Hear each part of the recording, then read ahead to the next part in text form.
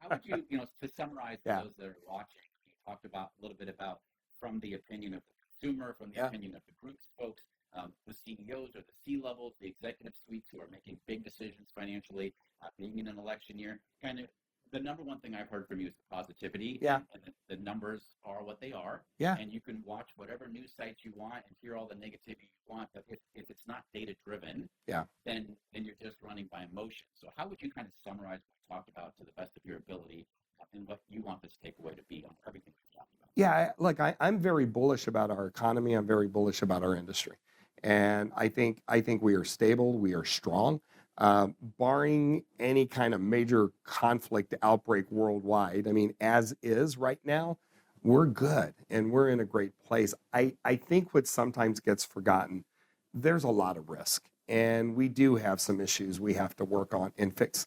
We have always, in my life, had issues that we have to work on, even in the best of times. There has been no situation in my 50 plus years on this planet that it's been nirvana. And I sometimes think that we forget that overall, I'm a Pareto guy. It's the 80-20 rule. And 80% of overall right now is really good. And we're in a good, stable place. 20%, we still need to work on and fix, and we have some serious problems that we have to address, but we always have some serious issues that we have to address. I think that's just part of the world we live in. And I think that's what gets forgotten. And during election times, it is driven into our head that they're worse than they've ever been.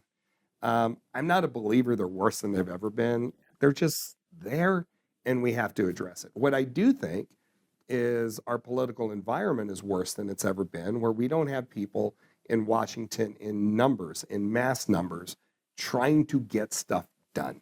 They're trying to make political points instead of trying to move legislation forward.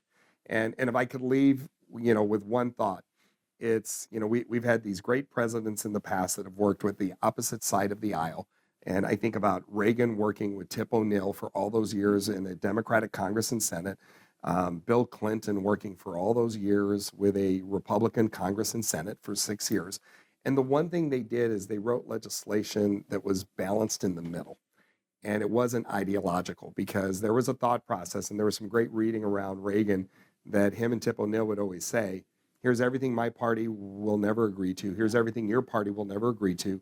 Here's what we agree on. So let's write the legislation based on what we agree on so that we can move the legislation forward. I think that's missing today. It's about ideology on both sides. Everybody goes for the jugular instead of understanding, can we take this in piece? And I don't care what the issue is.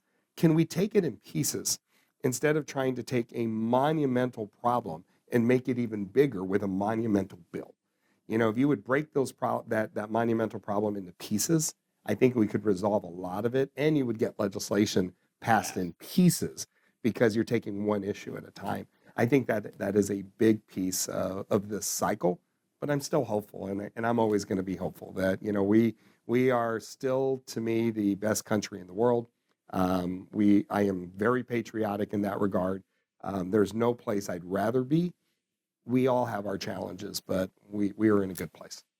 Well, I really appreciate everything you've said. For me, it was enlightening, and for those that are watching, I think they're going to get a lot of valuable information out of this. So thank you for connecting the dots. Yeah. And Tim, thank you for joining us. We appreciate it.